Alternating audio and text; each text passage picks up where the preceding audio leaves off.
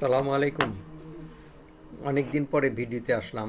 অবশ্য কোনো উদ্দেশ্য ছিল না আসার, কিন্তু এখন কিছুটা প্রয়োজন মনে করছি। গত এক সপ্তাহ ধরে ভারত পাকিস্তানের একটা যুদ্ধ যুদ্ধ পরিবেশ সৃষ্টি হয়েছে, এবং এটা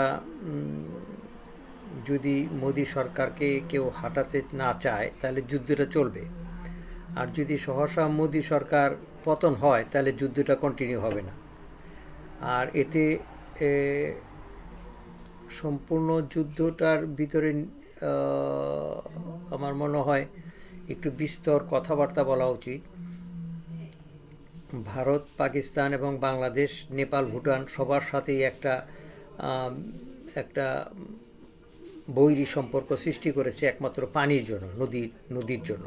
নদী, এই নদীগুলা প্রবাহিত হয়েছে সব ইন্ডিয়া হয়ে বাংলাদেশ এবং পাকিস্তানে, এবং এর জন্য ইন্ডিয়া খুব বেশি রকম আমাদের সাথে দুর্ব্যবহার করেছে, যেন আমরা যেন সহসা নদীর পানির হিস্সা দাবি না করতে পারি। তো আল্লাহর মতে এইবার সেটার একটা সুরাহা হয়ে যাবে। যে নদীর পানি নিয়ে যখন যুদ্ধটা তৈরি হয়েছে, এবং এটা ধর্মের কল বাতাসে নড়ে। প্রথমে একটা সন্ত্রাসী হামলা যেটা ইন্ডিয়াদের দ্বারাই হয়েছে, এবং সেটার পরিপ্রেক্ষিতে পাকিস্তানের পানি দেওয়া বন্ধ করছে, এবং সেই পরিপ্রেক্ষিতে পাকিস্তান এয়ারলাইন্স বন্ধ করছে, এবং যুদ্ধটা একটা পরিবেশ তৈরি হচ্ছে, যুদ্ধের পরিবেশ তৈরি হচ্ছে। কিন্তু আমরা দুর্ভাগ্যবশত কোনো যুদ্ধ ছাড়াই আমরা পরাধীনতার মতোই নদীর পানি হিস্সা থেকে বঞ্চিত, এবং আজ পর্যন্ত সেটার কোনো হিস্সার আমরা দাবিদার হতে পারি নাই। তো এখন আল্লাহর রহমতে, আল্লাহর একটা অশেষ রহমত, যুদ্ধটা তৈরি হওয়াতে আওয়ামী লীগ এবং বিএনপির একটু বাড়াবাড়িটা কমবে। কারণ ডক্টর মোহাম্মদ ইউনূস 5 বছর যে ক্ষমতার যে একটা প্ল্যান রয়েছে, সেই প্ল্যানের মধ্যে আর কোনো বাধা রইল না। এখন যদি কেউ ইলেকশন চায়, তার শক্তি বলেই ইলেকশন চাবে। ভারতের লেজুর ভিত্তির বুদ্ধিজীবীর এখন আর প্রয়োজন নাই। এখন আমরা সঙ্গ যদি আমরা যদি সবাই একটা সংগঠনভাবে সংঘবদ্ধ না হতে পারি, তাহলে ইন্ডিয়া আমাদের উপরে দাদাগিরি দেখাবেই। এবং ইন্ডিয়ার দাদাগিরি এখানেই শেষ হয়ে গেল, যেখানে নেপাল থেকে একটা একটা বৈরিতা ভাব পেয়েছে ইন্ডিয়া থেকে পাকিস্তান, পাকিস্তান থেকে বাংলাদেশ। এই বৈরিতা সবখানি এটা বিস্তর আকার ধারণ করছে। এখন যদি ইন্ডিয়া বেশি বাড়াবাড়ি করে, পাঞ্জাব যদি এই মুহূর্তে স্বাধীনতার জন্য একটা একটা শব্দ তোলে, এবং আসাম, মণিপুর, মেঘালয় এরাও স্বাধীনতা চেয়ে যাবে। সুতরাং ইন্ডিয়া এখন মানিকের কি মানচিপায় পড়েছে।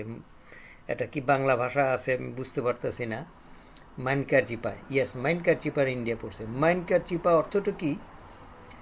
বাঁশের ফাটলের ভিতরে যদি কেউ চিপা খায়, সেটা সেই বুঝে মাইনকার চিপা কাকে বলে। এখন বাংলাদেশের পলিটিশিয়ানদের একটুখানি টনক নড়েছে, কারণ এই সমস্ত রিজভি আর রুহুল কুদ্দুস আর যারা ওই ফখরুল ইসলাম আলমগীর, যারা নাকি ইন্ডিয়ার পোশাক পরে আজকাল আমাদের সামনে নিজেদের প্রতিষ্ঠিত করতে চেয়েছিলেন, তাদের দাঁত ভাঙা জবাব হয়েছে। তারা ইন্ডিয়া এখন ইয়ানাফসি। আর বাংলাদেশ যদি ওই ইন্ডিয়ার প্রেসক্রিপশনে কোনো নেতা কথা বলে, তাহলে ওই পাকিস্তান যেভাবে জবাব দিচ্ছে, আমরাও ওইভাবেই জবাব দেওয়ার জন্য প্রস্তুতি নিচ্ছি। সুতরাং এখন খুব সিরিয়াস একটা অবস্থা চলছে।